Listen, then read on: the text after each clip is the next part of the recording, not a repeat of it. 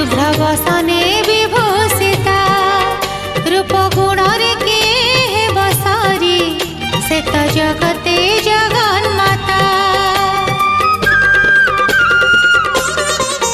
से तो षोडशी बाला महालक्ष्मी शुभ्रवसने विभूषिता रूप गुणरे किए बसारी से तो जगते जगन्माता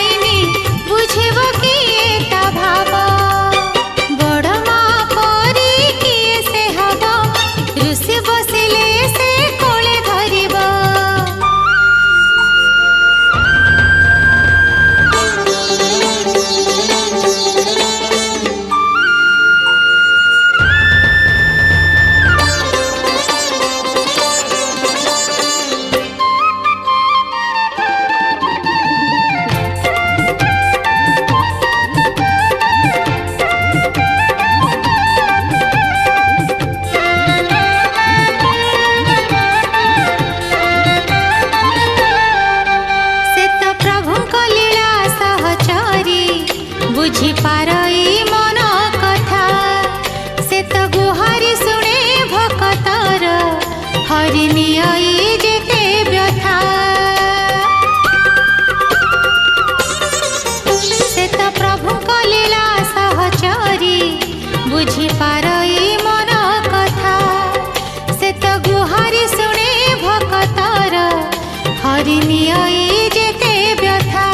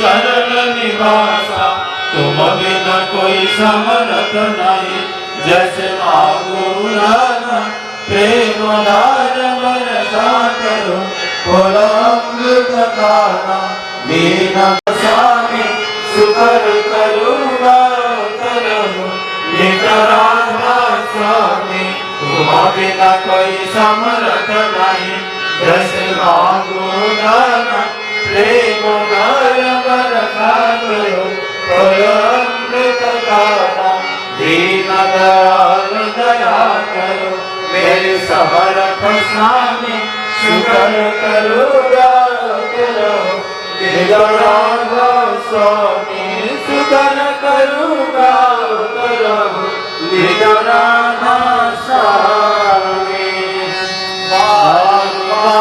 कर जोड़ कर सब करो पुकार साधु संगमय देव परम गुरु दाता कृपा सिंधु समर्थ पुरुष आदि अनादि अवतार राधा स्वामी परम पितो मैं तुम सदा बार बार बल जाऊं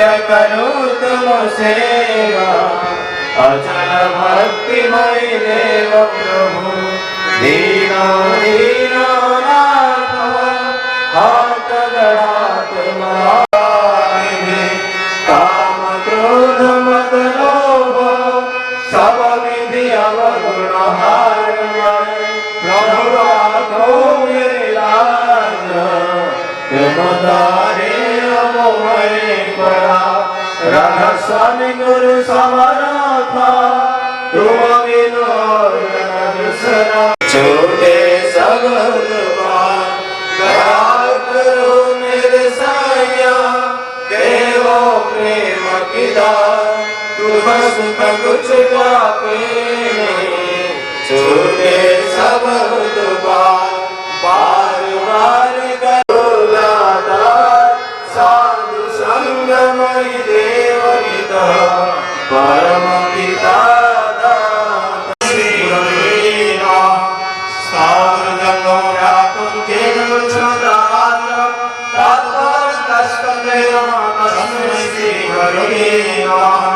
चित्रुपेण तैलाक्यं त्रैलोक्यं सचराचरं तात्पर्यं तस्मेन तस्मै श्रीगुरवे नमः नागराधिकं दत्तनागराधिकं तमः परमो नास्ति तस्मै श्रीगुरवे नमः मन्दार्थसिद्धं श्रीगुरवे नमः ब्रह्मानन्दं परमशिवदं साक्षिभूतं भावातीतं त्रिगुणरहितं सद्गुरुं नमामि सद्गुरुं नमामि सद्गुरुं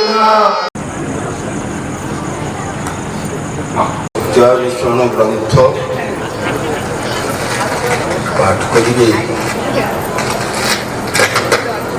संग्राम केसरी ग्रंथ भाई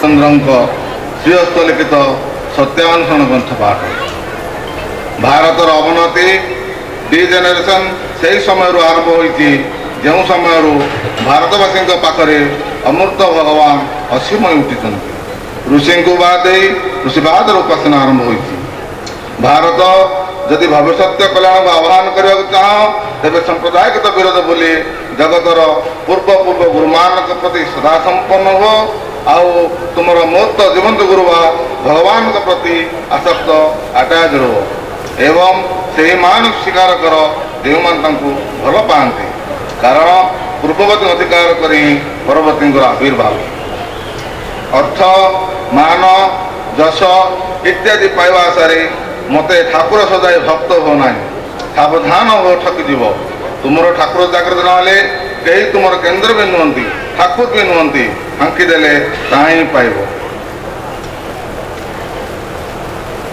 सत्यानुसरण जेते दिन जाए तुम शरीर और मन में व्यथा लगे सेते दिन जाए तुम्हें गोटे पिपीलिकार मध्य व्यथा निराकरण दिगरे चेष्टा रख आउ ता जदि न कर तेबे तुम ठार हीन आउ किए तुम गाल चापुड़ा मारिले जदि कहीपार किए क्या मारुति तेबे अन्य बेल को मध्य कह भल कथा खबरदार निजे जदि तेपरी न भावी पार तेबे अन्यर बेल को कहवा को जाओ ना जदि निजर कष्ट बेल को संसारी साज अन्य बेल को ब्रह्मज्ञानी साज ना बरम निज दुख बेल को ब्रह्मज्ञानी साज अन्य बेल को संसारी साज एपरी भेल मध्य भल जदि मनीष हुए तो निज दुखरे हस आउ पर दुखरे कांद निर्दर मृत्यु जदि अपसंद कर तेरे केबेले क्या मर बोली कह ना ओम शांति शांति पापी कभी पापी कभी प्रभु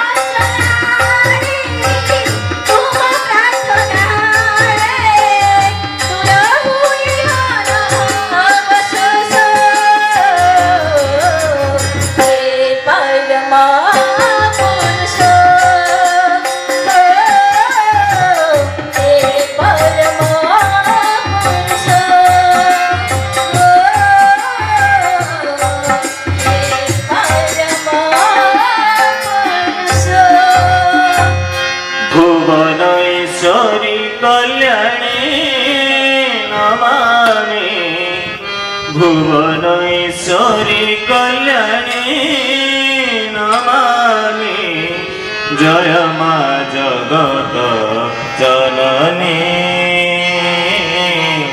জয় মা জগত জননী ভুবনেশ্বরী কল্যাণী নমামি ভুবনেশ্বরী কল্যাণী নমামি জয় মা জগত জননী জয় মা জগত জননী।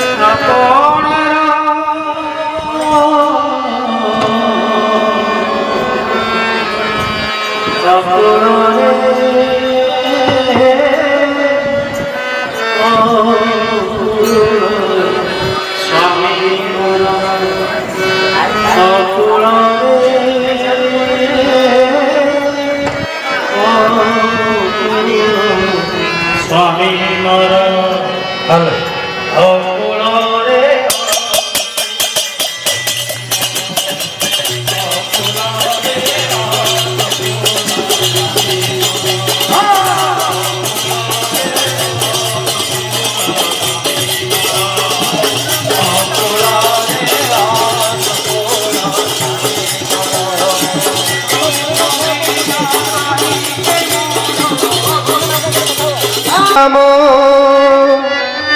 নাম প্রেমরে বিভোর হই যাও থারে মন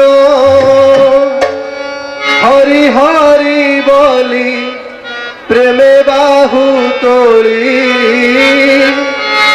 আজি রাধা রাধা বলি নাচ বাহু তোলি রাধা নামে মজি যা হরে নাম ভজুথা আজি রাধা নামে মজি যা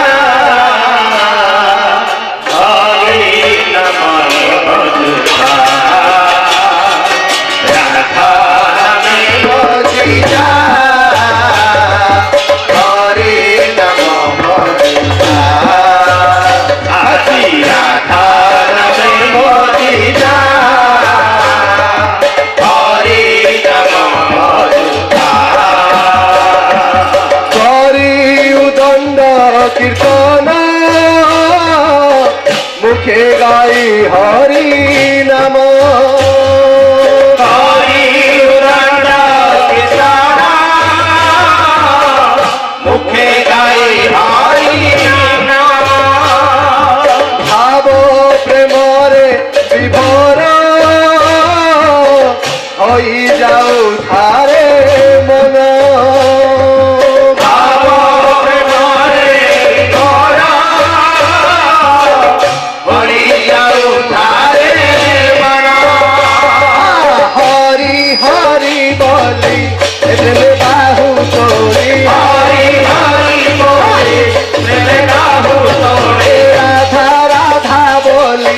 নাচ বাহু তোড়ি রাধা রাধা বলে নাচ বাহু তোড়ি রাধা নামে মজি যা হরে নম ভজুথা আজি রাধা নাম মজি যা হরে নম ভজুথা আজি রাধা নামে মজি যা হরে নম ভজুথা আজি রাধা নামে মজি যা হরে নম ভজুথা আহে গ্রামপুরবাসী আস সর্বে জীবা মিশি আহে গ্রামপুরবাসী আস সর্বে জীবা মিশি তাল কীর্তন নাচি নাচি জীবা মিশি তাল কীর্তন নাচি নাচি জীবা মিশি নাম প্রেম বিনা নাহি রে কামনা নাম প্রেম বিনা নাহি রে কামনা নাম প্রেম বিনা নাহি রে কামনা নাম প্রেম বিনা নাহি রে কামনা নাম প্রেমে মজি যা হরে নাম ভজুথা হরি রাধা নামে মজি যা হরে নাম ভজুথা হরি রাধা নামে মজি যা হরে নাম ভজুথা হরি রাধা নামে মজি যা হরে নাম ভজুথা ত্রেতয়া যুগরে আসিছিলে রাজা হই ত্রেতয়া যুগরে প্রভু আসিছিলে রাজা হই সত্য রক্ষা করিবাকু বনবাস ଥିଲେ যাই সত্য রক্ষা করিবাকু বনবাস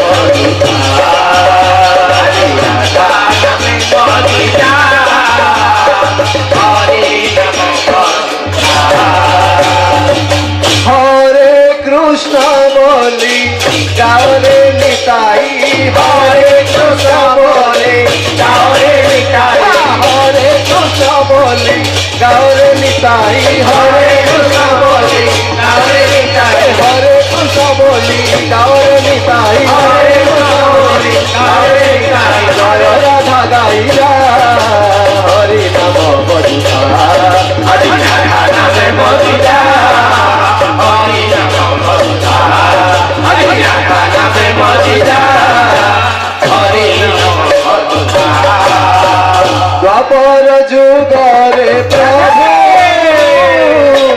আসিলে বংশীধারী দ্বাপর যুগরে প্রভু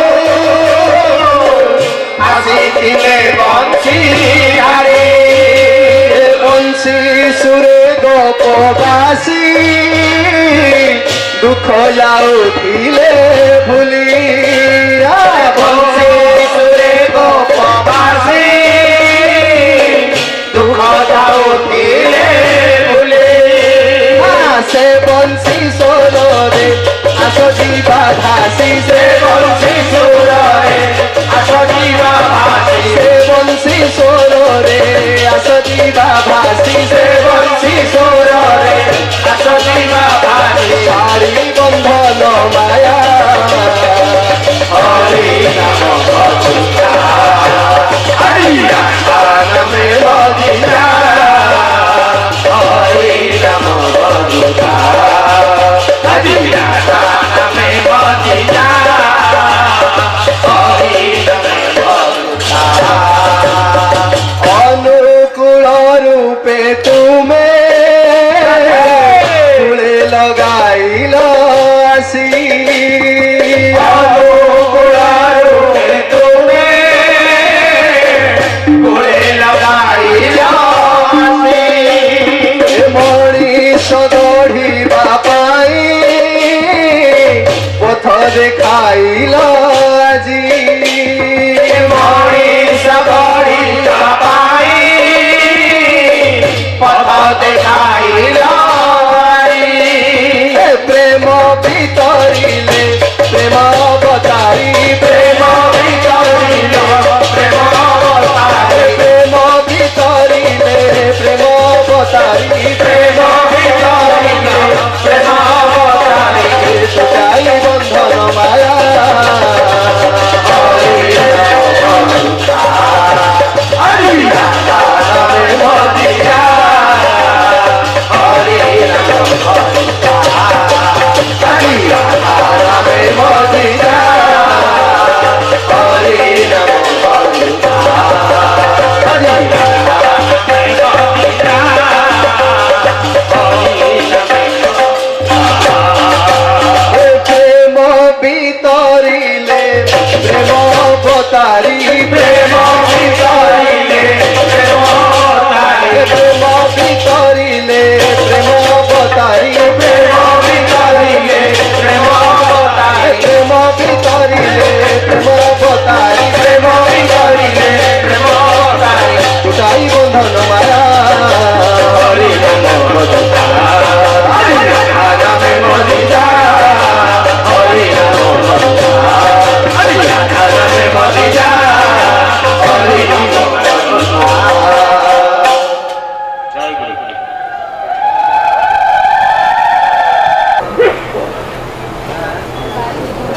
সৎসঙ্গরে নিবেদন করিবি আমার স্থানীয় ডক্টর প্রকাশ চন্দ্র পাণিগ্রাহী মহোদয় প্রারম্ভিক সূচনা দেবেন। ঠাকুর মোর বিশ্ববন্দনে জগৎ জননী শ্রী শ্রী লক্ষ্মী মা যুগাচার্য শ্রী শ্রী বড়দাজি পরম ପୂଜ୍ୟପାଦ ଶ୍ରୀ ଶ୍ରୀ ଆଚାର୍ଯ୍ୟ ଦେବ এই ଚତୁର୍ବିଧ ମୂର୍ତ୍ତିଙ୍କର ଶ୍ରୀଚରଣରେ ମୋର ବାରମ୍ବାର ଶତକୋଟି ନତଜାନୁ ପ୍ରଣାମ। ଇଷ୍ଟ ପରିବାର ବର୍ଗଙ୍କ ସଭିଙ୍କ ଚରଣରେ କୋଟି କୋଟି ପ୍ରଣାମ। ଆଜି ଯୁଗ ପୁରୁଷୋତ୍ତମ ଶ୍ରୀ ଶ୍ରୀ ଠାକୁର ଅନୁକୂଳ ଚନ୍ଦ୍ରଙ୍କର ସହଧର୍ମଣୀ श्री श्री लक्ष्मी माँ जगज्जननी लक्ष्मी माँ तांकर आज 131तम जन्म महामहोत्सव आज सारा विश्व रे जगज्जननी बड़ मांकर ये महोत्सव अति उल्लासर सहित आनंदर सहित प्रीतिर सहित श्रद्धार सहित पालन करा जाउछि। कारण विश्वपिता जेतेबेले आसंती तांकरी सहधर्मिणी को परमा प्रकृति को सदा सर्वदा साथी नहीं आसंती ए विश्व वृक्षरे ए विश्व वक्षरे अधोगति संपन्न जनमानस जार व्यक्तिगत जीवन आरंभ करी राष्ट्रीय जीवन पर्यंत छिन्न भिन्न खिन्न भिन्न हो उठे मनुष्य जेतेबेले धर्मर नारे सांप्रदायिकता को आढ़ करी जेते जेतेबेले सी तार बंचिबा बढ़िबार पथरुद्ध हो जाए सेतेबेले सी धरापृष्ठ को आसंती लीला करंती पति पत्नी हिसाब रे लीला करंती पिता पुत्र हिसाब रे लीला करंती आदर्श परिवार माध्यम रे लीला करंती तांकरी पार्षद गण को नहीं कि परम भक्तंकर गण रे अति साधारण मनुष्य रूपे आउ सेही अति साधारण मनुष्य रूपे जे लुचि रही थांती जहाँ को विश्ववासी परवर्ती अवस्थार अनुभव करे जे सी थिले परम पुरुष सी थिले बेता पुरुष सी थिले ए जीवनर विधाता जीवनर जंत्री त्राणकर्ता विधाता पुरुष या सत्य रे रूपांतरित करंती साहाय्य करंती प्रेरणा दियंती तांकरी सहधर्मिणी जहाँ भाई कीर्तन रे कहूतिले सेही पूर्व पूर्व महापुरुष मानकर पुरुषोत्तम मानकर जहाँ लीला खेला हिथिला तेणु आज श्री श्री बड़मांकर यही पवित्र दिवस रे आममानक गहणरे उपस्थित थिबा आज परिचालक महोदय जे कि उत्सव कमिटीर सभापति अछंती आममानकर समस्त जनाशुना प्राज्ञ विज्ञ एक आदरर मनीष श्रीयुक्त वृंदावन प्रधान दादा उपस्थित कर्मीगण आमर अजित भाई प्रहलाद भाई सुदाम भाई रोहित भाई एवं अन्य अन्य अंचल आसीथिबा कर्मी माने आमर परिचित प्रदीप भाई प्रशांत भाई आ सबुठारु आज आमे पाइछे जहाँ को आज मुख्य वक्ता भावे जे कि तांकर समस्त कर्ममय जीवनर आज एक दायित्व नहीं ब्रह्मपुर मंदिर रे उत्सव चली तथापि से दायित्व रे थिले तथापि आम मानकर अनुरोध रक्षा करी आज आम गहणार अछंती डॉक्टर बनमाली साहू महोदय जी कि बारंबार आम अंचल को आसुंती आमर सारा ओडिशा रे तांकर ना अच्छी से अति चुंबकीय भाव आपण आगरे प्रत्येक कथा धरी रखती ता पूर्वर मु गोटे कथा का सूचई देवा चाहे जे प्रभुंकर इच्छा हेले पर्वतर भी फूल फुटे ताहा आज प्रतिपादित होईछि ए बंजर भूमि रे जोठी कि एटा अनादृत हो पड़िथिला यार भित्तिभूमि आपण माने देखुचंती दादा कहूथिले दिगपहंडी रजा जेतेबेले ए अंचल रे राजती करुथिले तांकर जमी बाड़ी थिला सेतेबेले से सबुबेले कहंती एई अनंगपुर गोकर्णपुर जमी जदि पानी हो गला ताहले तांकर अधीन थिबा समस्त जमी रे फसल हबार संभावना अछि तेणु आपण चिंता करंतु एई जमीर किसम को रकमर तारि भितरे आम माने बहु प्रचेष्टा करी तथा अतीतरू एई अंचल जो माने कार्यरत थिले गंजाम जिलार आमर प्रवीण जड़े ऋतिक थिले अभिमन्यु प्रधान दादा सेठू आरंभ करी तापर परे माने बाहरु मध्य गंजाम जिलार बाहरु निरंजन बेहरा हुंतु किंबा अन्यान्य कर्मकर्ता माने जो माने सरकारी चाकरिया रूप में आसी मध्य एई अंचल रे चेष्टा करथिले प्रभुंकर कथा गाथा को विकास करबा पई मनुष्य को बंचिबा बढ़ियार पथरे आनिकी सामिल करबा पई सेमानकर स्वप्न आज साकार हेछि आमर अति प्रिय जड़े थिले कर्मी थिले पूर्णचंद भाई सी ଅକାଳରେ ସେହି କରୋନା ସମୟରେ ତାଙ୍କର ବିୟୋଗ ଘଟିଛି। ତାଙ୍କର ମଧ୍ୟ ଅକ୍ଳାନ୍ତ ପରିଶ୍ରମ ଏହି ମାଟି ପ୍ରତି ରହିଛି, ଏହି ଭୂମି ପ୍ରତି ରହିଛି। ଆଉ ଏଇଠିର ଏ ଅଞ୍ଚଳବାସୀ ବିଶେଷ କରି ଲାଡ଼ି ଗାଁର ଅଧିବାସୀମାନେ ସେମାନଙ୍କର ଶ୍ରମ ପ୍ରଦାନ କରିଛନ୍ତି, ସଦିଚ୍ଛା ପ୍ରଦାନ କରିଛନ୍ତି। ଏଇଠିର ଭୂମି ମାଲିକ ଯିଏ ଥିଲେ ସିଏ ବିଳମ୍ବ ହେବା ଯୋଗୁଁ ତାଙ୍କର ଇଚ୍ଛା ପ୍ରକାଶ କରୁନଥିଲେ ଆମକୁ ଏ ଜମି ହସ୍ତାନ୍ତର କରିବା ପାଇଁ, କାରଣ ଜମିର ମାନେ ତାର ମୂଲ୍ୟ ବହୁ ଗୁଣରେ ବଢ଼ି ଯାଇଥିଲା। ଆମେ ତାଙ୍କର କଥା ମୁତାବକ ପରିଶୋଧ କରିପାରିନଥିଲୁ। ଠିକ୍ ସମୟରେ କରୋନାର କରାଘାତରେ ଆମମାନେ କଷାଘାତରେ ଆମମାନେ ବିଶ୍ୱ ଜର୍ଜରିତ ହୋଇଥିଲା। ତଥାପି ତାଙ୍କୁ ଆମେ ଅନୁରୋଧ କରି ରଖିଥିଲୁ ଯେ ପ୍ରଭୁଙ୍କ କାର୍ଯ୍ୟରେ ଆପଣ ପଛଘୁଞ୍ଚା ଦିଅନ୍ତୁ ନାହିଁ, କାଳଜୀବୀ ହୋଇ ଉଠିବେ, କାଳ କାଳ ଆପଣଙ୍କର କଥା ଗାଥା ରହିବ, ଏଠି ମନ୍ଦିର ଗଢ଼ି ଉଠିବ। ତାହା ଆଜି ସତ୍ୟ ହୋଇଛି। ମୋର ବକ୍ତବ୍ୟ ମୁଁ ବେଶୀ ଆଗକୁ ନେବୁନି। ଆପଣମାନଙ୍କର ସମସ୍ତର ଅକ୍ଳାନ୍ତ ପରିଶ୍ରମ।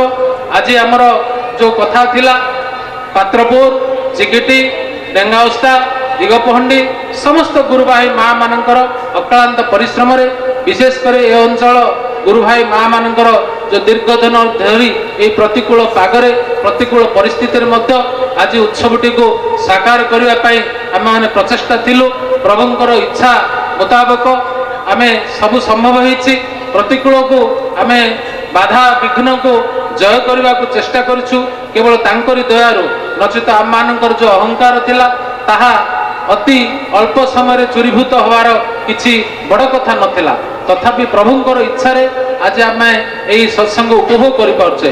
ତେଣୁ ମୁଁ ବିଶେଷ ଆଗକୁ ନେଉନି, ଆପଣମାନେ ଧୈର୍ଯ୍ୟର ସହିତ କିଛି ସମୟ ରୁହନ୍ତୁ।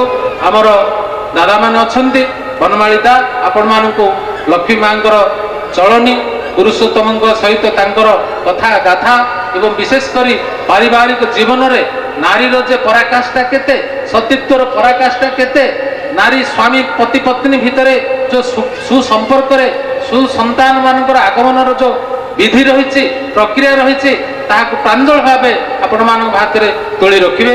ମୁଁ ଏତିକି କହି ମୋର ବକ୍ତବ୍ୟ ସାଙ୍ଗ କରୁଛି। ଜୟ ଗୁରୁ।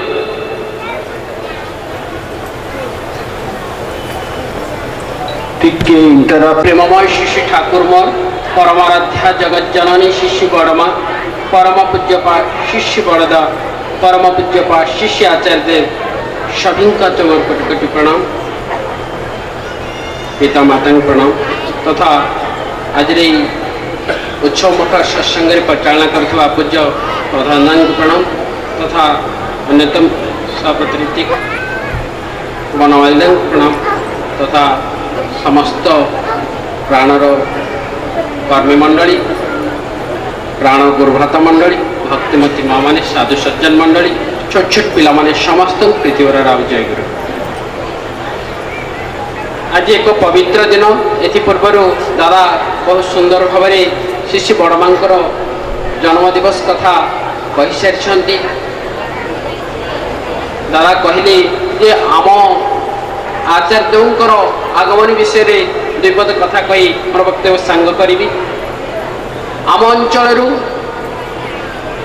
प्रथम कथा जितेबाला आचार्य आसिले भुवनेश्वर से से कहले जे जो अंचल इष्टकर्म हो से अंचल को जीवी आटा कौन सी भाया मीडिया नुह जो भाई मैंने नवेदन करेंगे मुझे डायरेक्ट जीवी।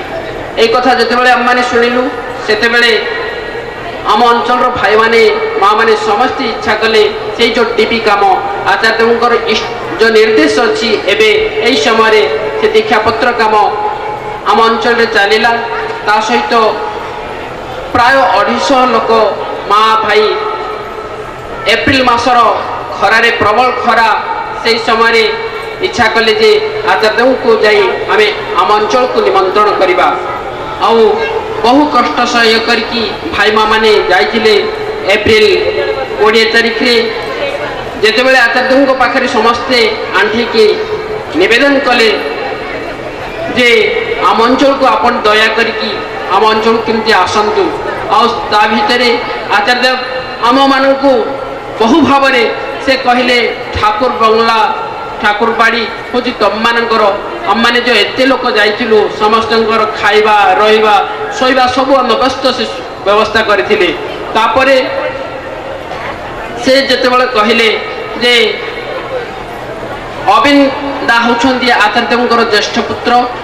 ଆଉ ଆମମାନେ ଯେତେବେଳେ ନିବେଦନ କଲୁ ଆମ ଅଞ୍ଚଳକୁ ଆସିବା ପାଇଁ ସେ ଅତି ଆନନ୍ଦର ସହିତ କହିଲେ ଯେ ଅବିନର ବୋଉ କହୁଥିଲା ଡେଙ୍ଗାସ୍ତ ଯିବ ବୋଲି, ଆଉ ମୁଁ ସେଇଥିରେ ଡ୍ରାଇଭର ହୋଇକି ଚାଲିଯିବି।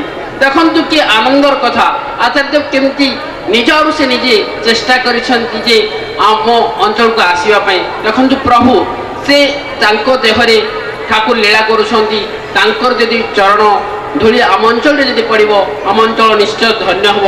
ତେଣୁ ସେ ଯାହା କହିଛନ୍ତି ଆମେ ଚେଷ୍ଟା କରିବା ଯେ ପ୍ରତିଟି ଜାଗାରେ କେମିତି ଇଷ୍ଟକର୍ମ ଚାଲୁ ରହିବ, ସମସ୍ତେ କେମିତି ଇଷ୍ଟକର୍ମରେ ଲାଗି ରହିବା।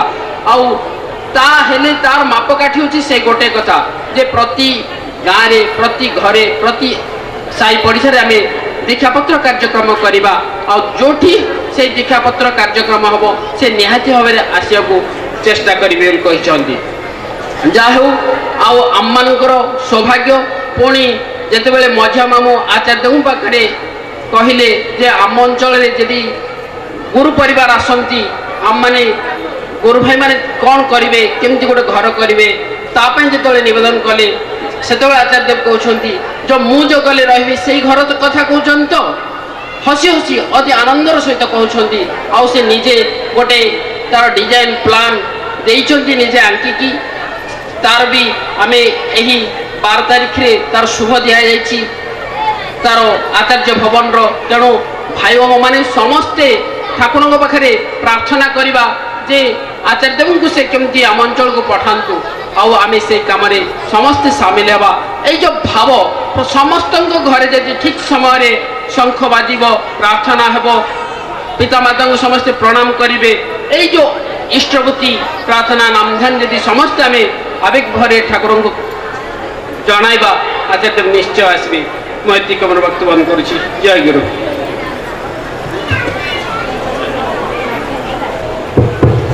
परम प्रेममय श्री श्री ठाकुर परमराध्य जगत जननी श्री श्री बड़मा परम पूज्यपाद श्री श्री बड़दा परम पूज्यपाद श्री श्री श्री श्री दादा आचार्य देव सभी रातुल चंद्र मोर शतकोटि प्रणाम। आज उत्सव मुखर सत्संगर पूज्य पुरोधा कर्मीवृंद सम्मानीय गुरुभ्रात मंडली स्नेहमयी मातृमंडली सुधी सज्जन मंडली समस्त मोर अंतर जय गुरु जनाऊँ। आज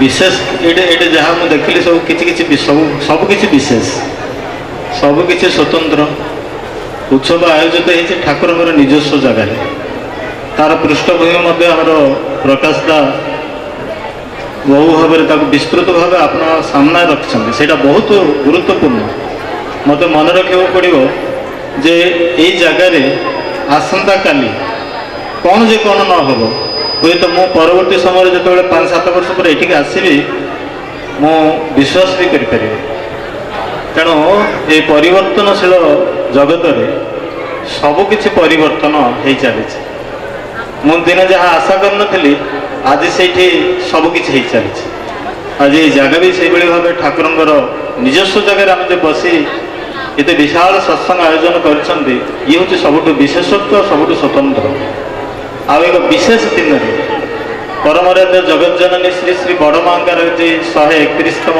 जो जन्म उत्सव समग्र विश्व रे आज विभोर हुई आज मातृ प्रेम मातृभक्ति जो आज विभोर हो उठे जगत आज तार प्रतिफलन आज ये 4टी ब्लॉक रो समवेत भाव गुरु भाई मैंने जो प्रयास कर साधु प्रयास आज वास्तव में आमर जो पाणिग्राह दल कले सार्थक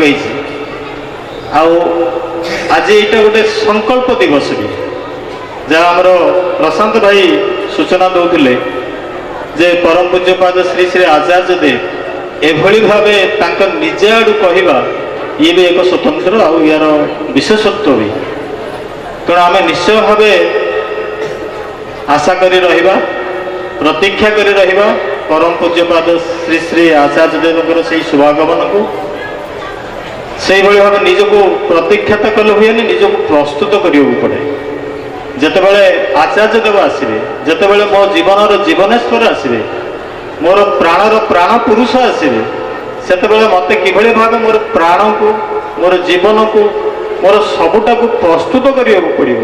ସେଇଟା ମୋର ସମ୍ପୂର୍ଣ୍ଣ ଭାବେ ନିଜସ୍ୱ। ମୋର ପ୍ରଭୁ ଆସିବେ, ମୋତେ କିଭଳି ଭାବେ ପ୍ରସ୍ତୁତ କରି ରହିବାକୁ ପଡ଼ିବ। ମୋର ସ୍ୱାମୀ ଆସିବେ, ଜଣେ ପତିବ୍ରତା ନାରୀ ତାର ସ୍ୱାମୀଙ୍କୁ ସେ ପ୍ରତୀକ୍ଷା କରି ଅଛି, ଆସିବା ସମୟ ବି ହେଲାଣି, ମୁଁ କିଭଳି ଭାବେ ନିଜକୁ ପ୍ରସ୍ତୁତ କରିବି, ସେଇଟା ତାର ସମ୍ପୂର୍ଣ୍ଣ ଭାବେ ନିଜସ୍ୱ। ତେଣୁ ଆଗାମୀ ଦିନରେ ଏଠି ଅନେକ କିଛି ହେବାକୁ ଯାଉଛି, ହବ ବି। ସେ ଆଶା ନେଇ, ସେ ଭରସା ନେଇ, ସେ ପ୍ରସ୍ତୁତି ନେଇ, ସେ ସଂକଳ୍ପ ନେଇ ଆମମାନେ ନିଜକୁ ତିଆରି କରି ନେବା। ଏଇଟା ଆଜିର ସଂକଳ୍ପ ହଉ। ଆଜିର ଏକ ବିଶେଷ ଦିନ, ଯାହା ଆମର ସମସ୍ତେ ପ୍ରତ୍ୟେକ ଜାଣିଛନ୍ତି।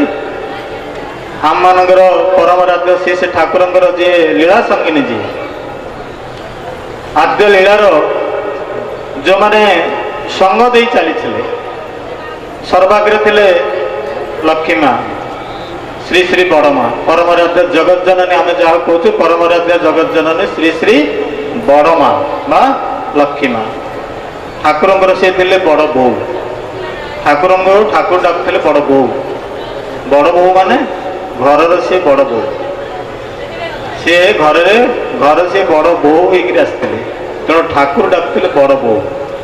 ତାଙ୍କର ନାଁ ଥିଲା, ମା ବାପାଙ୍କର ଦିଆ ନାମ ଥିଲା ସରସୀ ବାଳା ବା ଷୋଡ଼ଶୀ ବାଳା। ଜାଣିବାର ଦରକାର। ଯେତେବେଳେ ଆଜିର ଏଇଭଳି ତିଥିରେ, ଲଗ୍ନରେ, ଆଜି ତ ଆମେ ଦିବସ ପାଳନ କରୁଛନ୍ତି, ୟାର ତିଥି ହେଉଛି 1 ତାରିଖରେ। ଶ୍ରୀ ବଡ଼ମା କୃଷ୍ଣପକ୍ଷ ଦ୍ୱାଦଶୀ, ଶ୍ରାବଣ ମାସର କୃଷ୍ଣପକ୍ଷ ଦ୍ୱାଦଶୀ ତିଥିରେ ସେ ଆସିଥିଲେ। ଆଉ ଯଦି ଡେଟ୍ କହିବା, ସେ ହେଉଛି 29 ଜୁଲାଇ 1894 ମସିହା। 30 ନୁହେଁ, 29। କିନ୍ତୁ ଚନ୍ଦ୍ରର ଚଳନ ବା ସୂର୍ଯ୍ୟର ଚଳନ ଅନୁସାରେ ଆଜି 30ରେ ଆମେ ସବୁ ବର୍ଷ ପାଳନ କରୁଛୁ। ତେଣୁ ଆଜି ପରମରାଧ୍ୟ ଜଗତ ଜନନୀ ଶ୍ରୀ ବଡ଼ମାଙ୍କର ଜୀବନୀ ଉପରେ ଆମର ଜାଣିବା ନିହାତି ଦରକାର।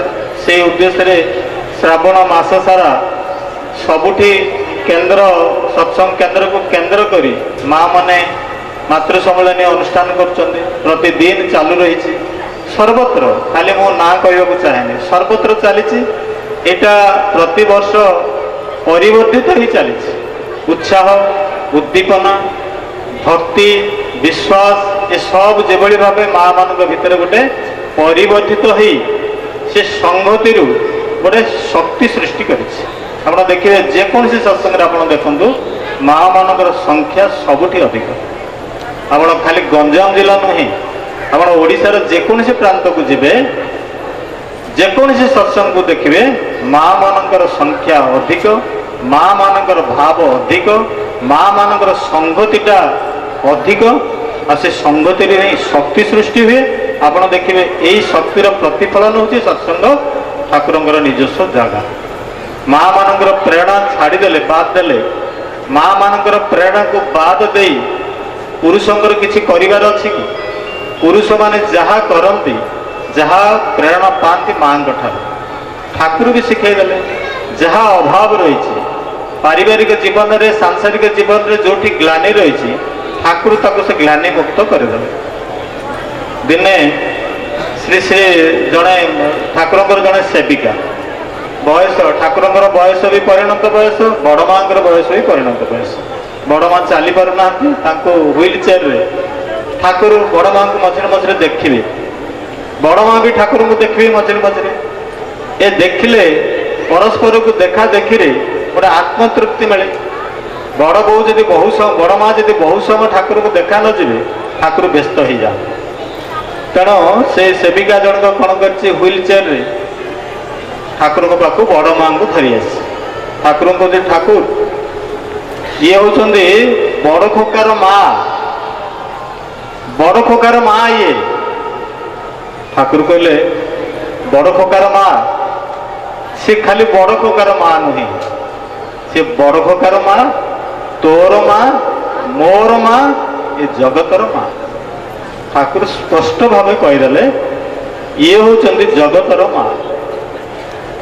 ଯେତେବେଳେ ମନମୋହିନୀ ଦେବୀ, ଠାକୁରଙ୍କର ଜନନୀ ଦେବୀ, ଆପଣ ଦେଖିବେ ଠାକୁରଙ୍କର ଆଦର୍ଶ ଥିଲେ ଠାକୁରଙ୍କର ମା ଜନନୀ ଦେବୀ, ମନମୋହିନୀ ଦେବୀ।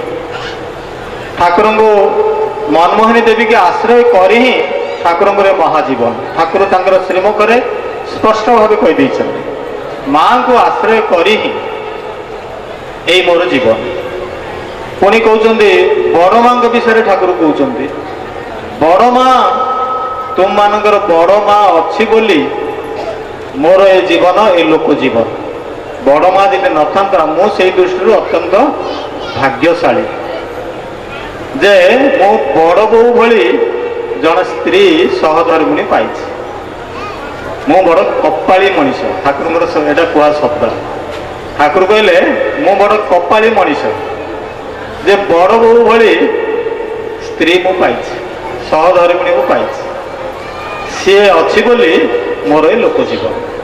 ତେଣୁ ଦେଖନ୍ତୁ ନାରୀର ପ୍ରେରଣାଟା କିଭଳି ଭାବେ, ସେପଟେ ରହିଲେ ମାତୃଦେବୀ, ଏପଟେ ରହିଲେ ନିଜର ସହଧର୍ମିଣୀ, ଉଭୟଙ୍କ ଦ୍ୱାରା ପ୍ରେରଣାପୁଷ୍ଟ ହେଇ ଠାକୁରଙ୍କର ଏଇ ମହା ଆନ୍ଦୋଳନ, ସତ୍ସଙ୍ଗର ମହା ଆନ୍ଦୋଳନ। ମା ମନମୋହିନୀ ଦେବୀ ଆଶ୍ରମକୁ ହଜାର ହଜାର ମଣିଷ ଆସୁଥିଲେ, ହଜାର ହଜାର ମଣିଷ, ଦେଶ ବିଦେଶରୁ କେତେ ଜ୍ଞାନୀ ଗୁଣୀ, କେତେ କେତେ କିସମର ମଣିଷ ଆସୁଥିଲେ। ସମସ୍ତଙ୍କର ମା ମନମୋହିନୀ ଦେବୀ ସେବା ଶୁଶ୍ରୂଷା କରୁଥିଲେ, ଖାଇବା ପିଇବା ଠାରୁ ଆରମ୍ଭ କରି ସବୁ କିଛି କରୁଥିଲେ।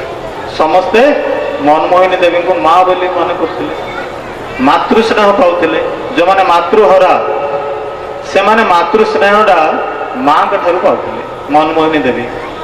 ଆଉ ଠାକୁରଙ୍କର ତ ମନମୋହିନୀ ଦେବୀ ଠାକୁରଙ୍କର ଆଶ୍ରୟ ହିଁ ଥିଲେ।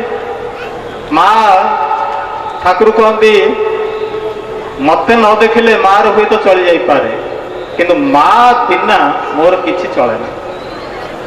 ମୋ ବିନା ମାର ଚଳେ କି ନାହିଁ ମୁଁ ଜାଣେ ନା, କିନ୍ତୁ ମା ବିନା ମୋର କିଛି ଚଳେ ନା। ଇଏ ହେଉଛି ଠାକୁରଙ୍କର ମାତୃଭକ୍ତି। ତେଣୁ ମନମୋହିନୀ ଦେବୀଙ୍କର ଯେତେବେଳେ ବିୟୋଗ ହେଇଗଲା, ମହାପ୍ରାଣ ହେଇଗଲା, ଠାକୁର ଭୋ ଭୋ କରି କାନ୍ଦିଲେ, ପିଲାଙ୍କ ଭଳି କାନ୍ଦିଲେ। ଠାକୁର ଅନେକ ଦିନ ପର୍ଯ୍ୟନ୍ତ ଠାକୁର କେବଳ କାନ୍ଦୁଥାନ୍ତି, କାହା ସହିତ କଥାଭାଷା ବି କଲେନି। ଏଭଳି ଭାବେ ଏକ ପରିସ୍ଥିତି ଆସିଲା, କିଏ କହିପାରନ୍ତିନି ଠାକୁର ମୁଁ ଘରକୁ ଯିବି, ଅନେକ ଦିନ ରହିବାକୁ ପଡ଼େ। କାହିଁ ଏଇ ଯିବା ଶବ୍ଦଟା, ବିଦାୟ ଶବ୍ଦଟା ଠାକୁରଙ୍କ ଭିତରେ ବହୁତ ପ୍ରତିକ୍ରିୟା ସୃଷ୍ଟି କରୁଥିଲା।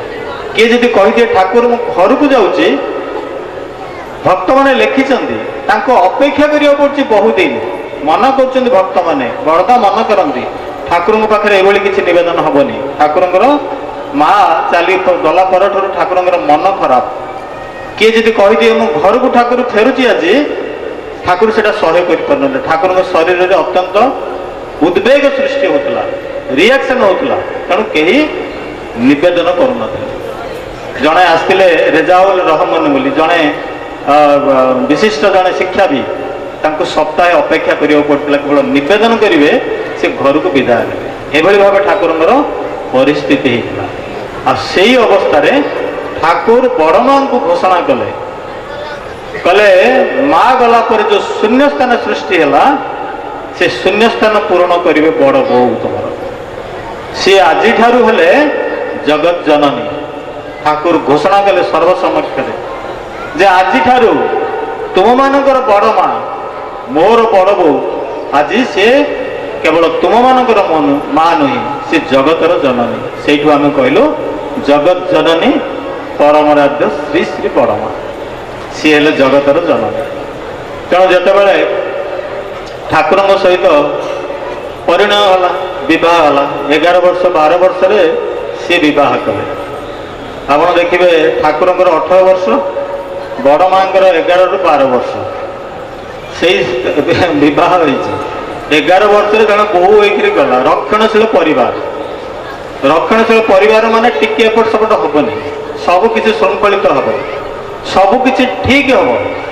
ଯଦି ଠିକ ନହେଲା ତାହେଲେ ବୋଉର 14 ପୁରୁଷ ନିନ୍ଦିତ ହେବେ। ସିଆଡେ କହିଛନ୍ତି ବଡ଼ ମାଙ୍କର ନିଜ ମା କହିଛନ୍ତି ଯେ ତୁ ଏଭଳି କିଛି କରିବୁନୁ ଯାହା ଦେଇକିରି ତୋର ପିତାମାତା ସର୍ବସମ୍ମୁଖରେ ଲଜ୍ଜିତ ହେବେ, ନିନ୍ଦିତ ହେବେ। এইটা মনে ରଖିଛନ୍ତି। 11 ବର୍ଷ 12 ବର୍ଷର ଝିଅଟି ହେଲେ କ'ଣ ହେଲା, କିନ୍ତୁ ମା ବାପା ଯୋଉ କଥାଟା କହିଛନ୍ତି ତାକୁ ଗଣ୍ଠି ବାନ୍ଧି ରଖିଛନ୍ତି। ହୁଏ ନା ବୋଲି କେବେ କହିବନି, ଘରେ ନାହିଁ ବୋଲି କେବେ କହିବନି। ନା ଶବ୍ଦଟା କେବେ କହିବେ। ବଡ଼ ମାଙ୍କ ଜୀବନରେ କେହି ନା ଶବ୍ଦ ଶୁଣି ନାହାନ୍ତି, କରିପାରିବେନି ବୋଲି ଶୁଣି ନାହାନ୍ତି, ଘରେ ନାହିଁ ବୋଲି କଥା କେବେ ଶୁଣି ନାହାନ୍ତି। ଏଭଳି କିଛି କରିନାହାନ୍ତି ଯାହା ଦେଇକରି ତାଙ୍କର ପିତା ମାତାଙ୍କ ନିନ୍ଦିତ ବା ଲଜ୍ଜିତ ହେବେ। ଏଭଳି ତାଙ୍କ ଜୀବନରେ କିଛି ହିଁ କରିନାହାନ୍ତି। କାରଣ ରକ୍ଷଣଶୀଳ ପରିବାର ବିଭିନ୍ନ ଭାବରେ ତାଙ୍କର ଯିଏ ଆଈ ଠାକୁରଙ୍କର ଯିଏ ଶାଶୁ ହେବେ ଭାରି କଡ଼ା ମିଞ୍ଜାସ ଲୋକ। ସେ ଭାରି କଡ଼ା ମିଞ୍ଜାସ। ଗୋବର ପାଣି ଦିଆଯିବ ଘରେ, ସେଇ ସମୟରେ ଦେଖିବେ ଚାରିପଟେ ଗୋବର ପାଣି ଛିଞ୍ଚନ୍ତି ଭୋର ଉଠିକି। ଆମମାନେ ତ ଦେଖିଛୁ ଆଜିକାଲି ହୁଏନି, କିନ୍ତୁ ଆମେମାନେ ଦେଖିଛୁ ଗୋବର ପାଣି ସିଞ୍ଚା ହୁଏ ଚାରିପଟେ। ତାର ବୈଜ୍ଞାନିକ କାରଣ ବି ଅଛି। ସେଟା ସରୀସୃପ ଭିତରେ ପଶିବେନି। ସରୀସୃପ ଜାଗା, ଜଙ୍ଗଲ ଜାଗା, ବନ୍ୟ ଜାଗା, ଘଞ୍ଚ ଜଙ୍ଗଲ ଭିତରେ ଆମର ହିମାୟତପୁର ଗାଁ। ତେଣୁ ସରୀସୃପକୁ ରକ୍ଷା କରିବା ପାଇଁ ଏଇ ଯେଉଁ ଗୋଟେ ପ୍ରଥା ରହିଛି ସେଟା କେତେ ବୈଜ୍ଞାନିକ ଥିଲା ଦେଖନ୍ତୁ। ଗୋବର ପାଣି ସିଞ୍ଚିବେ। ସେ ଆଈ ମା କ'ଣ କରିବେ, ଗୋବର ପାଣି ସିଞ୍ଚିଲା ବେଳେ ସେ ଦେଖିବେ ବୋହୂ ଆସି ତାଙ୍କ ହାତରୁ ଛଡ଼ଉଛି କି ନାହିଁ। ବୋହୂ ଯଦି ହାତରୁ ନ ଛଡ଼େଇଛି ତାହେଲେ ସେ ଦିନ ତମାମ ବୋହୂକୁ ଗାଳି, ତାକୁ ଏମିତି ରଫା ସଫା କରିଦେବେ। ଠାକୁର ବହୁତ ଥର କହନ୍ତି, ଆପଣମାନେ ପଢ଼ିଥିବେ, ଯେ ସେ କେତେ ସହିଛି ବୋଲି ଆଜି ସେ ବଡ଼ ବୋହୂ ହେଇପାରିଛି, ବଡ଼ ମା ହେଇପାରିଛି। ଏତେ କଷ୍ଟ ସହିଛି ସେ, ଏତେ ନିର୍ଯାତନା ସହିଛି। କାହାକୁ ପଦେ କହିନି, କାହାକୁ ପଦେ ସେ ପ୍ରତିବାଦ କରେନି, କିନ୍ତୁ ସେ ସହିଛି। ମାଙ୍କର ବି କମ୍ ସେ ନିର୍ଯାତନା ସହିନି। ମା ବି କମ୍ ତାକୁ ଶାସନ କରିନାହାନ୍ତି। ମନମୋହିନୀ ଦେବୀ ବହୁତ ଶାସନ କରିଛନ୍ତି। ଶାସନ କରି କରି କରି କରି ତାକୁ ତିଆରି କରିଛନ୍ତି। ଏମିତି ଠାକୁର କହନ୍ତି। ଶାସିତ ଯଦି ହେଇନଥାନ୍ତା ବଡ଼ ବୋଉ, ତାହେଲେ ସିଏ ତା ଲୋକ ଜୀବନ ବି ଏଇଭଳି ହେଇନଥାନ୍ତା। ଶାସନ କରିଛନ୍ତି, ଶାସନ ସେ ସହିଛନ୍ତି। ତେଣୁ ସେଇ ଆଈ ମା କ'ଣ କରିବେ, ଯେତେବେଳେ ଏତ ଅନେକ ଗାଳି ଦେବେ, ଅନେକ ଗାଳି ଦେଲା ପରେ କୋଉଟାରେ ଯାହା ମନ ହେଇଥିବା କଥା କିଛି ତ ପ୍ରତିବାଦ କରିବେନି।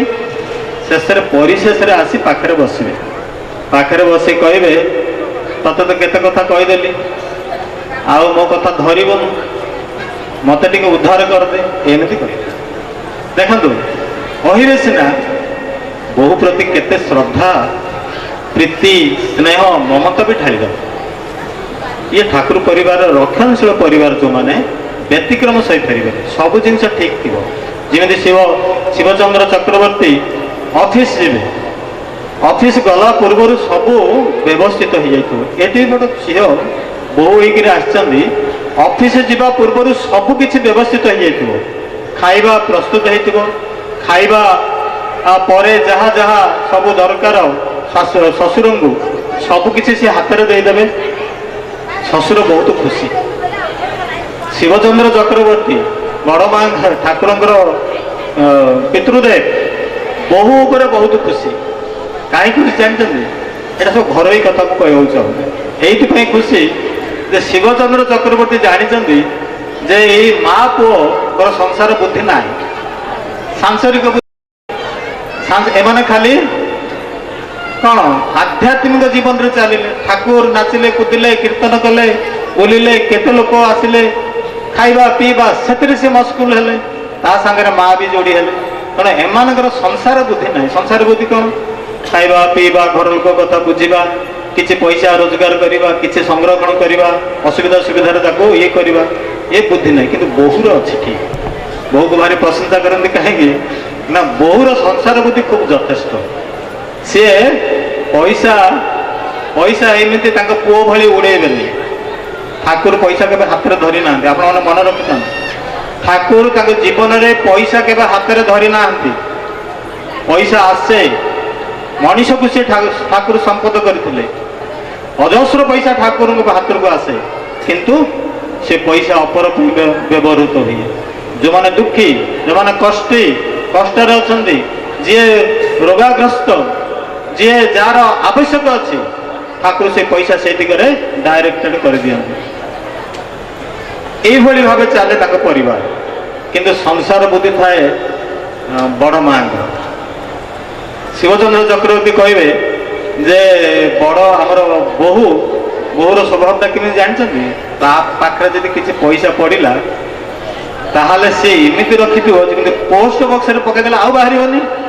ପୋଷ୍ଟ ବକ୍ସରେ ପକେଇଦେଲେ ଆଉ ବାହାରିବ କି? ତାକୁ ତାଲା ଖୋଲିଲେ ସେ ପୋଷ୍ଟ ଅଫିସ ବାଲା ହିଁ ବାହାର କରିପାରିବେ, ଆଉ କେହି ବାହାର କରିପାରିବେନି।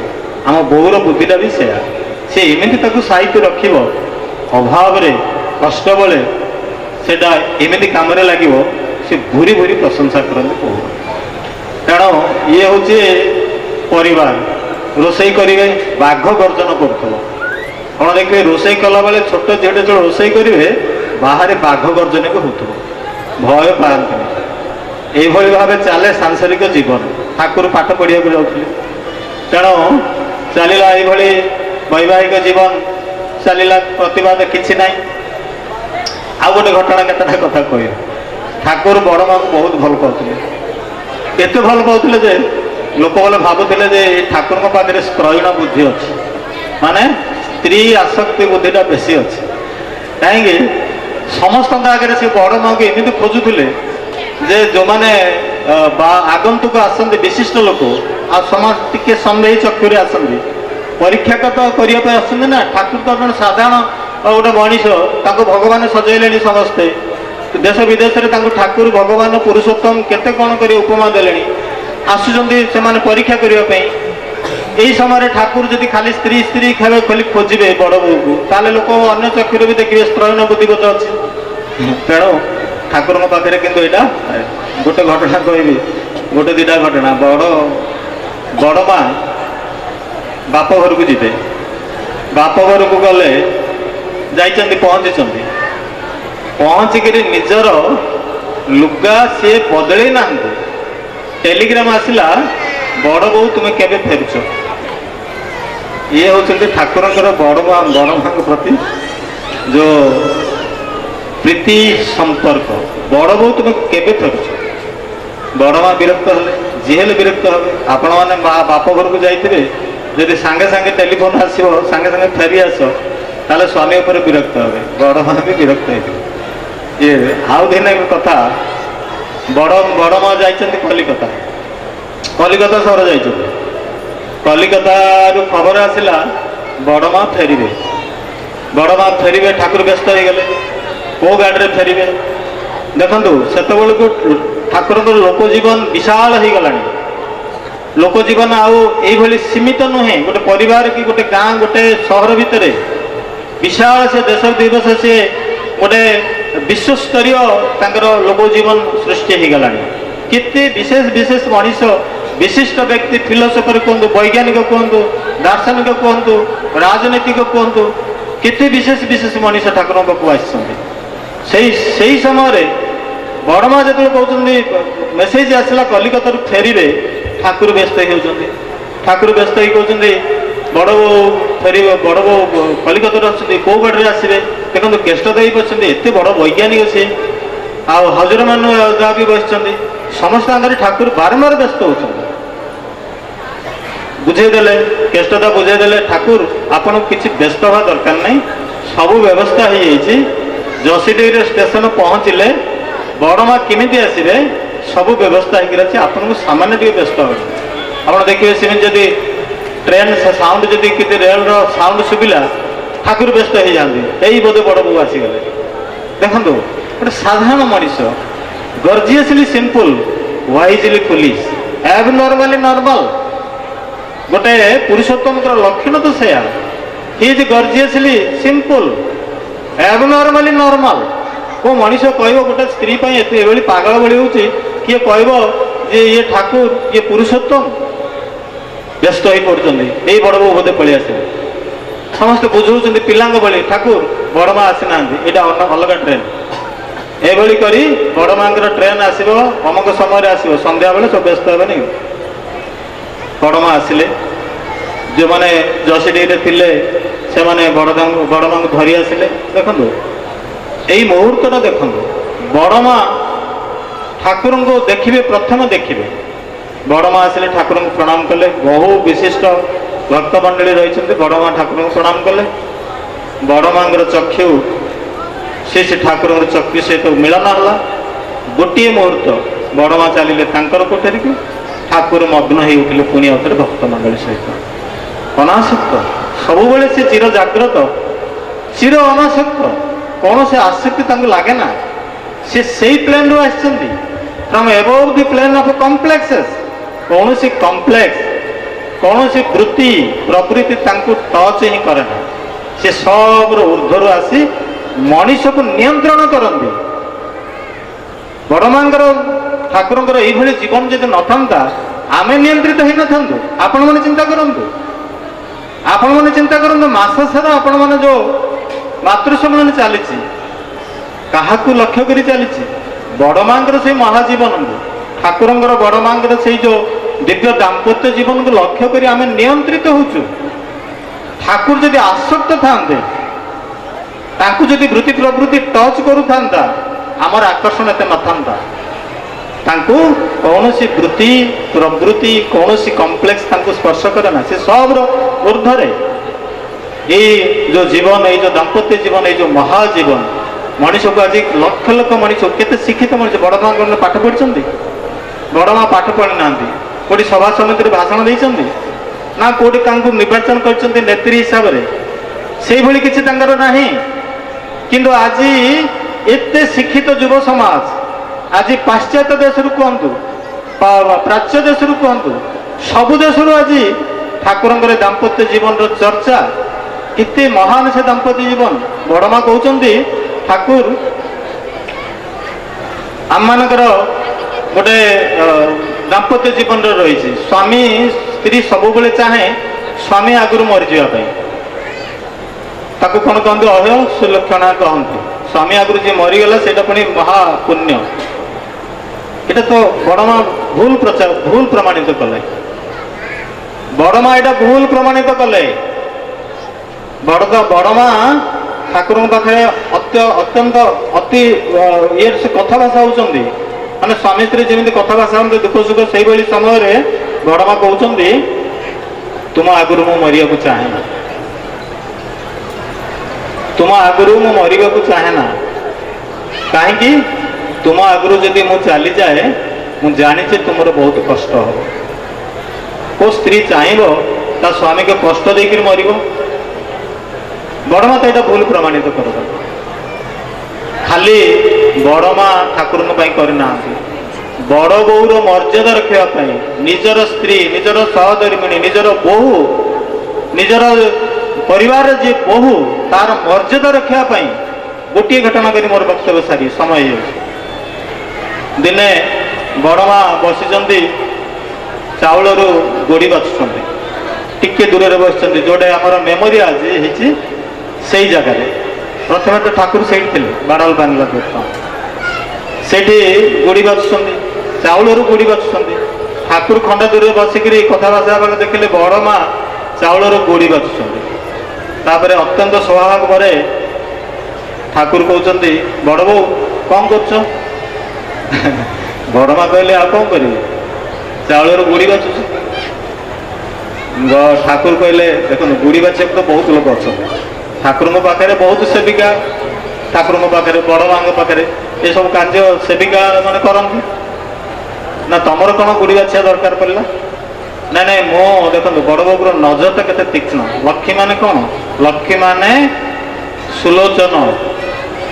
ଠାକୁରଙ୍କର ଏଇଟା ହେଉଛି ଭାବାର୍ଥ ବା ଅଭିଧାନଗତ ଅର୍ଥ, ଧାତୁଗତ ଅର୍ଥ ହେଉଛି ସୁଲୋଚନ। ଟୁ ସି ଦି ଥିଙ୍ଗସ୍ କିନଲି, ପ୍ରତ୍ୟେକ ଜିନିଷକୁ କିନଲି ଦେଖିବା, ତୀକ୍ଷ୍ଣ ଭାବେ ଦେଖିବା, ତାର ଆଦ୍ୟପ୍ରାନ୍ତ ଦେଖିବା, ଏଇଟା ହେଉଛି ଲକ୍ଷ୍ମୀ ବୋଉର ବୈଶିଷ୍ଟ୍ୟ। ଠାକୁରଙ୍କୁ ପ୍ରତ୍ୟେକଟା ଜିନିଷକୁ, ଠାକୁରଙ୍କର ପ୍ରତ୍ୟେକଟା ଅବସ୍ଥାକୁ ବଡ଼ମା ଅନୁଧାବନ କରନ୍ତି। ଆପଣ କହିବେ ଯେ ବଡ଼ମା ଏଠି ନଥିଲେ କେମିତି ଦେଖିଲେ? ଆପଣ ସେଟା କହିପାରିବେ। ବଡ଼ମାଙ୍କର ନଜରଟା ଠାକୁରଙ୍କ ଉପରେ 24 ଘଣ୍ଟା ଥାଏ, ସୁପ୍ତ ଅବସ୍ଥାରେ, ଜାଗ୍ରତ ଅବସ୍ଥାରେ, ସବୁ ଅବସ୍ଥାରେ। ଅନେକ ତ ଘଟଣା ଏଭଳି ଅଛି। ହେଲେ ସେଇ ଘଟଣାଟା କ'ଣ ହେଇଛି? ବଡ଼ମା କହିଲେ ଯେ ମୁଁ ଚାଉଳ ଗୁଡ଼ି ବାଛୁଛି ଏଇଥିପାଇଁ ଯେ କାଲି ତୁମେ ଖାଇଲା ବେଳେ ତୁମର ଭାତରେ ଚାଉଳ ବାଜିବ, ପାଟିରେ ଚାଉଳ ବାଜିଥାଏ, ଗୁଡ଼ି ବାଜିଥାଏ। ଦେଖନ୍ତୁ ଠାକୁର ଆଶ୍ଚର୍ଯ୍ୟ ହେଇଗଲେ, କହିଲେ ବଡ଼ ବୋଉ ତୁମେ କେମିତି ଜାଣିଲ?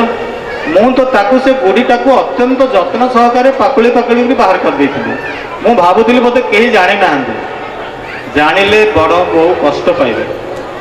ସେଇଥିପାଇଁ ଠାକୁର ଯତ୍ନ ସହକାରେ ତାଙ୍କର ସେ ଗୁଡ଼ିଟାକୁ, ଠାକୁର ଗୁଡ଼ି ବାଜିଛି, ଗୁଡ଼ିଟାକୁ ଅତ୍ୟନ୍ତ ଯତ୍ନ ସହକାରେ ବାହାର କରିଦେଇଛନ୍ତି ଯେମିତି କେହି ଦେଖିବେନି। କିନ୍ତୁ ବଡ଼ ବୋଉଙ୍କ ନଜରରୁ ସେ ଏଡ଼େଇ ପାରିନାହାନ୍ତି। ଇଏ ହେଉଛନ୍ତି ବଡ଼ ମା। ଆଉ କ'ଣ କହିବି, ଅନେକ କଥା ଆପଣମାନେ ବି ଆଲୋଚନା କରୁଛନ୍ତି। ଠାକୁର କହିଲେ ବଡ଼ ମା ସତୀ ସାବିତ୍ରୀ, ତା ପାଖରୁ ମୋର ସବୁ କିଛି ଶିଖିବାର ଅଛି, ତା ପାଖରୁ ମୋର ସବୁ କିଛି ଶିଖିବାର ଅଛି। ମୁଁ ତାକୁ ଶିଖେଇବି କ'ଣ?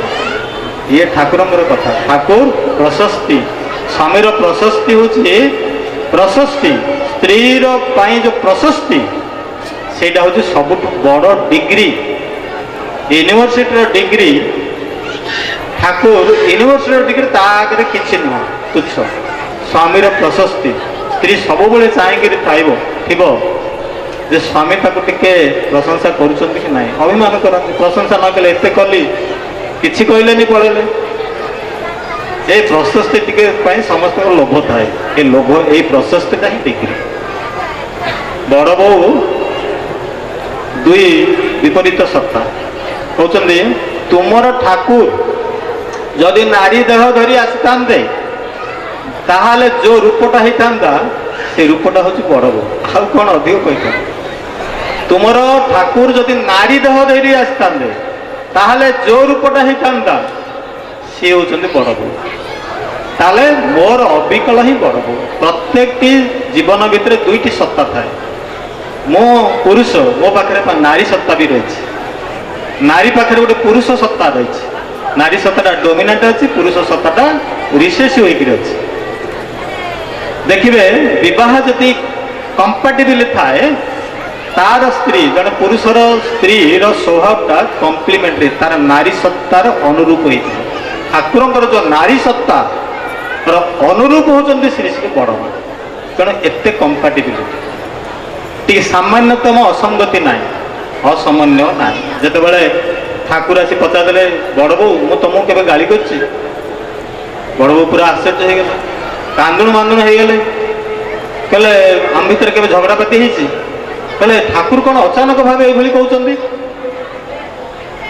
ଏଇଟା ଜଣେ ଭକ୍ତଙ୍କୁ ଶିକ୍ଷା ଦେବା ପାଇଁ, ପଞ୍ଚାନନ ସରକାରଙ୍କୁ ଶିକ୍ଷା ଦେବା ପାଇଁ ଯେ ତୁମେ ଯଦି ଗୁରୁଙ୍କୁ ଅନୁସରଣ କରି ଚାଲିଛ ତୁମ ଜୀବନରେ ଟିକେ ବି କଳଙ୍କ ସ୍ପର୍ଶ କରିବନି, ଇତରତା ସ୍ପର୍ଶ କରିବନି, ଭ୍ରାନ୍ତି ସ୍ପର୍ଶ କରିବନି। ଯଦି ଅନୁସରଣ କରି ଚାଲିଛ,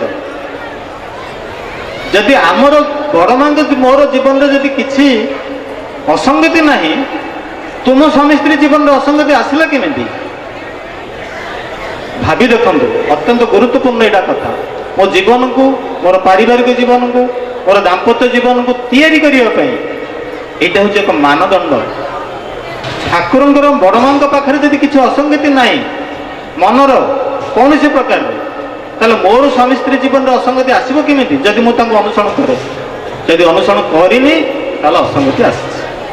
ମୋର ଏବେଠୁ ସାବଧାନ ହେବି, ସଂକଳ୍ପ ନେବି ଯେ ଶ୍ରୀ ଠାକୁରଙ୍କର ସେ ଦାମ୍ପତ୍ୟ ଜୀବନର ଯେଉଁ ମହାନତା, ଯେଉଁ ଉତ୍କର୍ଷତା, ଯେଉଁ ଆଦର୍ଶକୁ ଆମର ଦାମ୍ପତ୍ୟ ଜୀବନରେ ପ୍ରତିଫଳିତ କରିବାର ସଂକଳ୍ପ ଆପଣ ସମସ୍ତେ ନେବେ। ଖାଲି ମା ମାନଙ୍କୁ ମୁଁ କହୁନି, ଦାମ୍ପତ୍ୟ ଜୀବନରେ ସ୍ତ୍ରୀ ପୁରୁଷ ଉଭୟଙ୍କୁ ବୁଝାଏ। ଫଳରେ ଏଇ ଗୋଟେ ଗୋଟେ ପରିବାର, ଗୋଟେ ମନ୍ଦିର, ପରିବାର ଭିତରେ ଗୋଟେ ମନ୍ଦିର ସୃଷ୍ଟି ହେବ। ଆଉ এইଭଳି କରି ଗୋଟେ ସମାଜଟା ତିଆରି ହେବ। ଠାକୁର କହୁଛନ୍ତି ଭାରତ ପୁଣି ତାର ଆଉ ଥରେ ସେଇ ଯେଉଁ ମର୍ଯ୍ୟାଦା, ଆର୍ଯ୍ୟ କୃଷ୍ଟିର ଯେଉଁ ଆତ୍ମମର୍ଯ୍ୟାଦା ପୁଣି ଫେରି ଆସିବ। ରୂପ ରଙ୍ଗ ରସରେ ସେ ଉଦ୍ଭାସିତ ହେଉଥିବ। ଏ ଭାରତବର୍ଷ ହେଉଛି ଦେବବର୍ଷ। ତେଣୁ ଆସନ୍ତୁ, ଆମମାନଙ୍କର ଅନେକ ଜନ୍ମର ତପସ୍ୟାର ସାର୍ଥକ ହେଇଛି। ଆମେ ଏ ଭାରତବର୍ଷରେ ଆସିଛୁ, ଏ ଦେବଭୂମିରେ ଆସିଛୁ, ଠାକୁରଙ୍କୁ ପାଇଛୁ, ବଡ଼ ମାଙ୍କୁ ପାଇଛୁ, ବଡ଼ଦାଙ୍କୁ ପାଇଛୁ। ଠାକୁରଙ୍କ ଦାମ୍ପତ୍ୟ ଜୀବନରୁ ସବୁଠୁ ଆମ ପାଇଁ ଯେଉଁ ଦାନ ହେଉଛି ଶିଶି ବଡ଼ଦା। ଶିଶି ବଡ଼ଦା ଆଜି ଯେଉଁ ପଥ ଦେଖେଇଛନ୍ତି, ସେଇଟା ଆଜି ପଥ ଆଜି ପ୍ରଶସ୍ତ ହେଇ ଚାଲିଛି ଆଚାର୍ଯ୍ୟ ପରମ୍ପରା କ୍ରମେ। ସେଇ ପଥଟା ହିଁ ପ୍ରଶସ୍ତ ହେଇ ଚାଲିଛି। ବଡ଼ଦା ସ୍ୱତନ୍ତ୍ର ବାଣୀ ଦେଇନାହାନ୍ତି, ଆଚାର୍ଯ୍ୟ ପୂଜ୍ୟପାଦ ଦାଦା ସ୍ୱତନ୍ତ୍ର ବାଣୀ କିଛି ଦେଇନାହାନ୍ତି, ଆଜିର ଆଚାର୍ଯ୍ୟ ଦେବ ଯିଏ ସ୍ୱତନ୍ତ୍ର ବାଣୀ ବି କିଛି ଦେଉନାହାନ୍ତି। ଖାଲି ସେଇ ଠାକୁରଙ୍କର କଥାକୁ ଆଜି ପ୍ରଶସ୍ତରୁ ପ୍ରଶସ୍ତ, ବ୍ୟାପକରୁ ବ୍ୟାପକତର କରି, ମଣିଷରୁ ମଣିଷତ୍ୱର ଭାବେ ଆଜି କିଭଳି ଭାବେ ସେ ପରିବ୍ୟାପ୍ତ ହେଉଥିବ ସମଗ୍ର ଏ ଜଗତରେ, तार ही व्यवस्था करते कष्ट स्वीकार कर कहीं डेंगा रास्ता आसवा गले आमको अनेक थर भाविया को पड़े आचार्य देव इच्छा कर ड्राइविंग कर धरिक अविन माँ को ये गोटे आश्चर्य कथा नुहे आम 1000 थर भावुँ डेंगा रास्ता केमी जी कौ थे जी फेरबी केमी केते आम चिंता करुचु आचार्य देव कहते मु निजे जी ड्राइविंग करी आपण मानकर सौभाग्य आम मानकर सौभाग्य यही जीवन आपण आउ केबे पाइबे कि नहीं ये जीवन सार्थक तांकर इच्छा पूर्ण करने दिगरे परिशेष आपण मानकर समस्त शांति स्वस्ति मंगलमय जीवन प्रार्थना कर रोचे जय गुरु।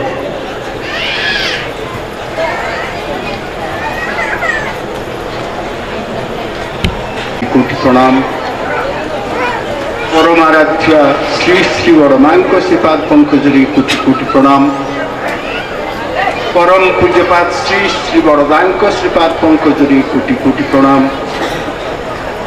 परम पूज्यपाद श्री श्री आचार्य देव श्रीपाद पंकजरी कोटि कोटि प्रणाम इष्ट परिवार सभी श्रीचरण कोटि कोटि आज पवित्र उत्सव मुखर श्री श्री बड़मां 131तम जन्म दिवस महोत्सवर मोर सम्माननीय सह प्रतिनिधि डॉक्टर आमर साहुदा बनमाली साहू उपस्थित जाजक कर्मी वृंद रोहित भाई अजित भाई प्रशांत भाई प्रहलाद भाई सुदाम भाई मोर सतीर्थ सहयात्री प्राणर गुरुभ्राता मंडली भक्तिमती मातृमंडली सुधी सज्जन मंडली सभी को मोर प्रीतिपूर्ण जय गुरु। समय तो अतिक्रांत तथापि आपण मानक सम्मुख रे जो दुईटी प्रकल्पर कथा अवतारणा करागला आपण माने आचार्य देव श्री श्री आचार्य देव आसवे अक्टोबर ओडिशा परिक्रमा रे डेंगा स्तरे पहुंचबे से कही कथा देइचंती तो सही कार्यटी किभली सुष्ठु सुंदर भाव में निष्पन्न करा जिवो आम समस्तंकर दाय दायित्व। द्वितीयतः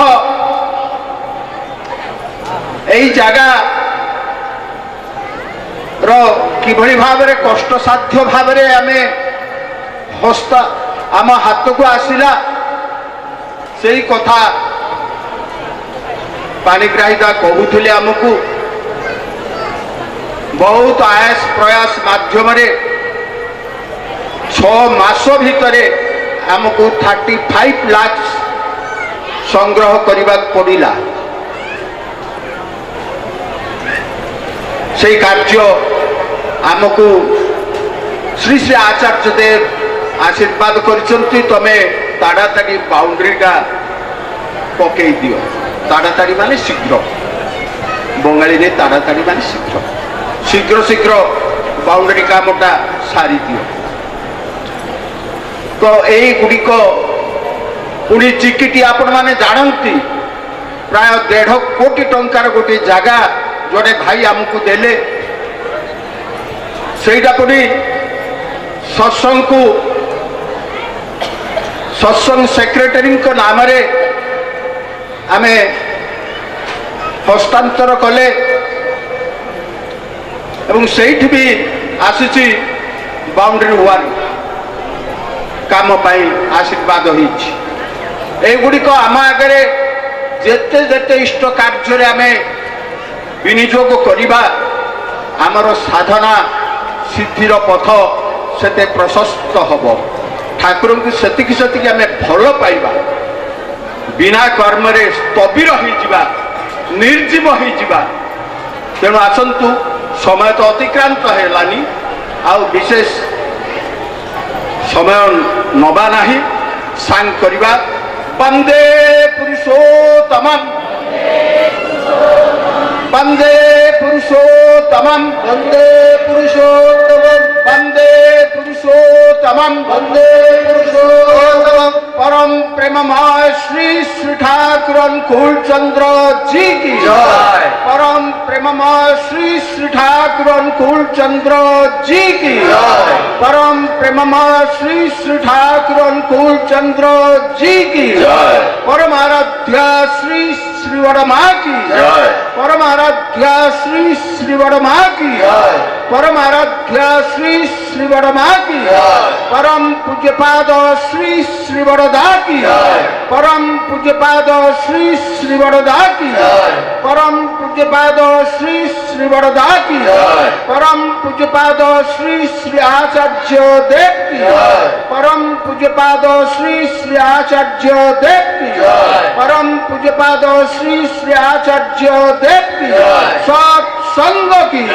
सत्संग की वंदे पुरुषोत्तम वंदे पुरुषोत्तम वंदे पुरुषोत्तम वंदे पुरुषोत्तम वंदे आर्य पितॄन् वंदे आर्य पितॄन् वंदे मातृवर्गान् वंदे मातृवर्गान् वंदे अहं कृष्टि दैवतम वंदे अहं कृष्टि दैवतम वंदे पुरुषोत्तम वंदे पुरुषोत्तम वंदे पुरुषोत्तम वंदे पुरुषोत्तम परम प्रेममय श्री श्री ठाकुर अनुकूल चंद्र जी की जय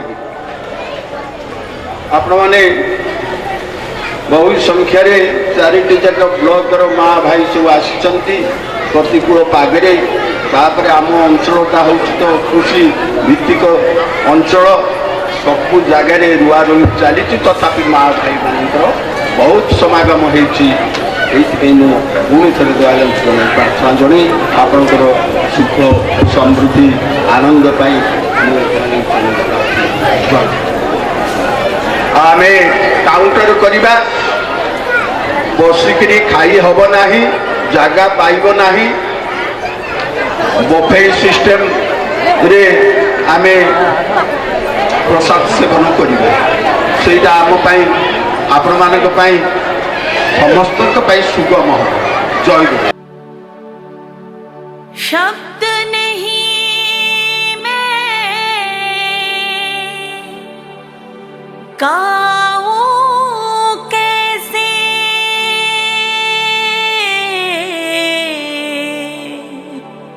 ओ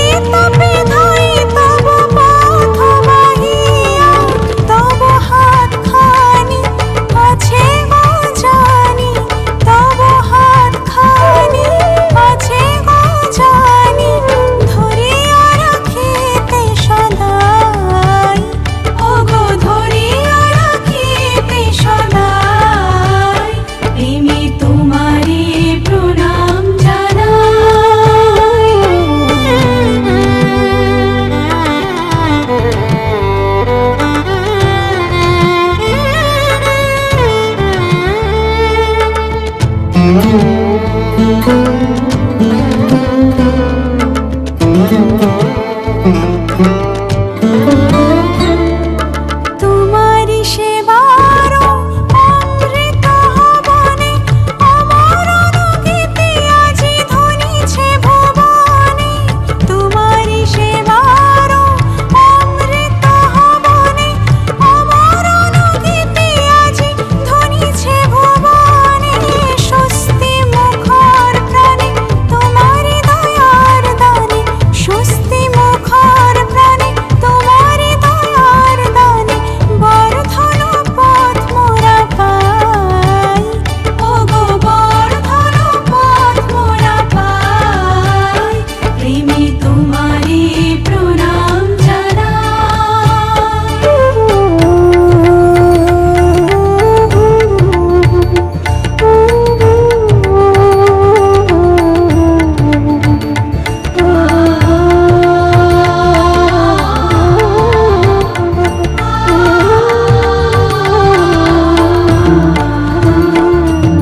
সুনিষ্ঠ নন্দনায় তব বন্দনায়, অনুগতি আবেগে শ্রীচরণ রাঙাই। সুনিষ্ঠ নন্দনায় তব বন্দনায়, অনুগতি আবেগে শ্রীচরণ রাঙাই। নাই দ্বন্দ্ব নাই দেশ আনন্দ হরিল ক্লেশ, নাই দ্বন্দ্ব নাই দেশ আনন্দ হরিল ক্লেশ। ভরিল পরাণ প্রভু প্রণাম জানাই, ওগো ভরিল পরাণ প্রভু প্রণাম জানাই। তোমারি প্রণাম জানাই, প্রেমে তোমারি প্রণাম জানাই। দয়াল তোমারি প্রণাম জানাই, ঠাকুর তোমারি প্রণাম জানাই।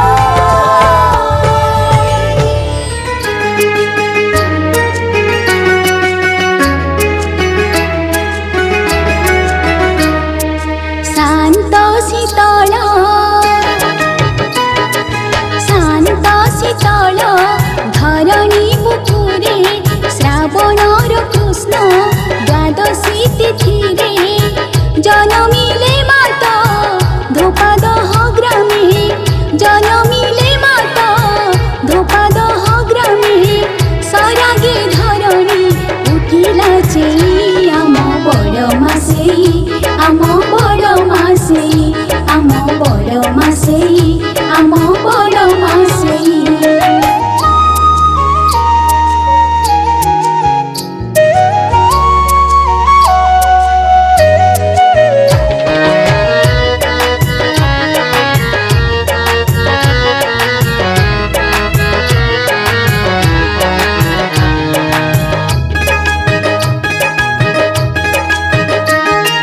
রাম গোপালଙ୍କ অলি অলি সুতা, মাতা ত্রিনয়নী কোলে যে দুহিতা।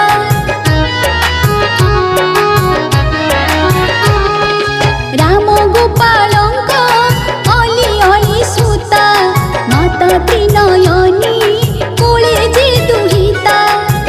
অপরূপ রূপ অঙ্গ সৌষ্ঠব, অপরূপ রূপ অঙ্গ সৌষ্ঠব। ফটিকি নামে মন নেলে যে মোহি, আম বড় মাসেই আম বড় মাসেই আম বড় মাসেই আম বড় মাসেই।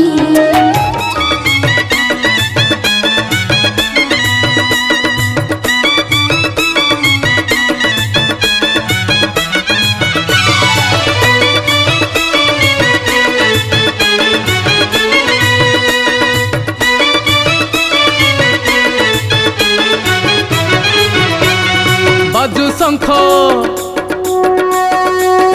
বাজু মৃদঙ্গ, বাজু শঙ্খ বাজু মৃদঙ্গ, শুভ হে জয় জয়, শুভ হে জয় জয়। বাজু শঙ্খ বাজু মৃদঙ্গ, শুভ হে জয় জয়, শুভ হে জয় জয়। পুরুষোত্তম বন্দনা গাও, পুরুষোত্তম বন্দনা গাও, দূরে জীব সবু ভয়। জয় জয় দয়াল হে জয় অনুকূল, জয় জয় দয়াল হে জয় অনুকূল